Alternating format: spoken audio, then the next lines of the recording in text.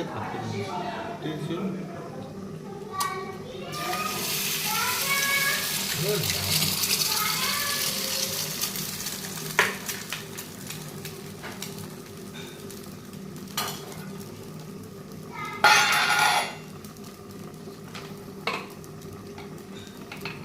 এইটাই হলো মেইন।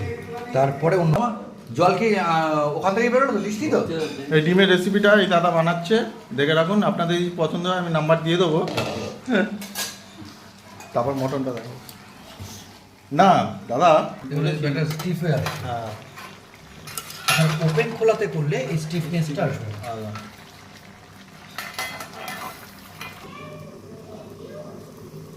এটা এই কুসুমটা বেশি শক্ত না করলে ঢাকাটি তার সাইডটা তাড়াতাড়ি হয়ে যাবে। ঠিক আছে।